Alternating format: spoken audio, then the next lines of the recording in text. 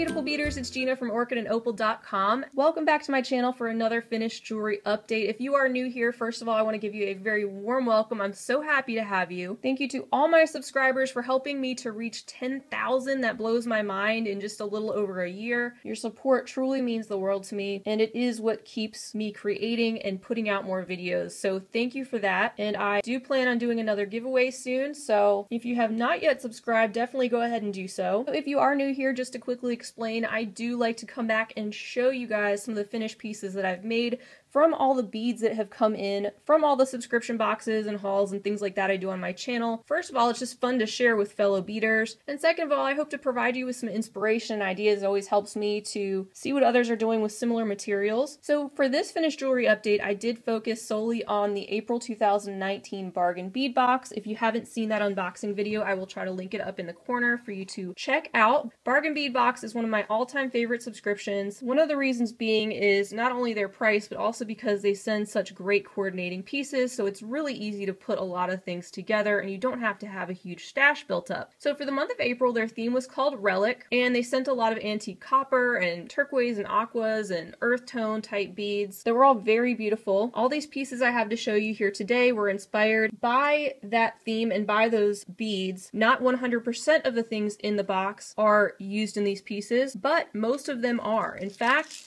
this right here is actually all I have left from that entire box. So that tells you I did use most of what they sent me. One other thing I want to mention is I do talk a lot in these videos just because I want to share with you the details about my thought process and other important things to note about these pieces. I do have a lot of newer beaders here who are here to learn. So if for some reason you don't want to hear all that extra information, feel free to use that handy fast forward button. Also, all these pieces are for sale on my website at orchidandopal.com, and I created a very special coupon code just for you guys. So if there's something here you want to purchase and have me ship to you can use the coupon code RELIC20, RELIC20, to save 20% off your purchase. And that coupon code is good through the end of the month, so through the 30th. And I also always offer free US shipping. So feel free to check that out if there's anything here that you want to bring home for yourself. Now let's get into it. So the first thing you'll see here is this multi-strand necklace. So this pendant was something that we had received in the box this month, as well as this chain. We also received these beads and these really cool copper spacers. So far, the only thing here that is from my own personal stash are these little round spacers here. And I also used the connectors they sent, these little 3-strand connectors. I used one on each side here, and then I used some of this larger copper chain that I had in my stash for the back of this necklace. So here's a look at the whole thing. The little findings like the lobster clasp, of course, the jump rings, that's from my stash as well. I added a little extender chain back here and an embellishment on the end of that, which is something I always like to do because I think it makes the piece look finished and nice, and I think details matter. So that is the very first thing I made. I think it looks so cute on. So next up is this necklace right here. You may remember they sent 2 of these stone pendants that were so interesting. This one was more brown. I have another one that had a little bit more green in it that I'll show you in just a second, but they had also sent these agate beads right here, which I thought were beautiful, and I didn't really feel that I needed to add much to them. I thought the variations of brown and green were really pretty on their own without adding too many other beads, and because the focal is quite large and it's got its own design going on, I didn't really want to take too much away from that. So all I did for some further detail was I just added 2 of those little copper spacers that they had sent right back here on either side, just as another little detail. And again, here's a look at the piece all together. I added some of that chain back here to complete the necklace, as well as a lobster clasp from my stash and an extender chain that's just clipped from something I had in my stash as well, and then a little embellishment. So there's my second necklace. Here's the third necklace I want to share with you. This is using those crystal beads. They're kind of chunky. There was a bag of those that came this month. They had the cool stripes on them and that really interesting finish. We also got some of these little crystal rondelle beads. I thought the kind of amber color that they were giving off went really well with these crystals, so I decided to use some of those as spacers, as well as some of the antique copper bead caps to bring some of the copper down in the front. And then this is how I finished up the side, just some of these little spacers from my own stash, more of those amber colored crystals, and then instead of doing chain on the back, I just strung on additional copper spacers. So here's a look at this piece. Again, adding an extender for adjustability, but I had so many more of the crystals at the end of this project that I decided to make a wrap bracelet. So I went ahead and made this using memory wire. If you've never used memory wire, I have a video I will try to link up in the corner that will explain more about that. But this is one of the later things that I made with some of the beads that I had left over, and I thought it went really nicely with this necklace. So there's a look at those two pieces together. Next up, I made a long necklace using various lengths of more of that copper chain as well as these porcelain beads. And what I did was I just made wire wrapped links out of some of these beads. These are some of those rondelles that I'd received. I had gotten a strand of those. Some of you guys said you had received something different, so that might have been a variation this month. But I made it long enough to where you could wear it long, kind of like an opera length style necklace, or you could wrap it like this and wear it as a double strand necklace. So I love it when jewelry has different options like that. I also added a lobster clasp and an extender chain to that just so there was even more flexibility with the lengths of that necklace. And then I just made this cute little pair of earrings that kind of coordinates. I used some of these crystals that I believe we got in a previous month, as well as some of those matching rondelle beads and the chain. Next up, I have my other necklace made with that other beautiful pendant, this one being the one that had a little bit more of the green tones. I also used some of these little spacers that we had received. These round beads we had received as well, and then the little bicones are just something that I had in my stash that coordinated well. Again, more of that chain that we had received and just some wire wrapped loop links to make the rest of this necklace more interesting but not really take away from all that's going on in the pendant. Just enough to add little pops of color along the way to kind of bring out some more of the green that's going on in that pendant. Oh, and by the way, you didn't have to use these particular pendants or focal beads in this way. You could have actually strung them horizontally because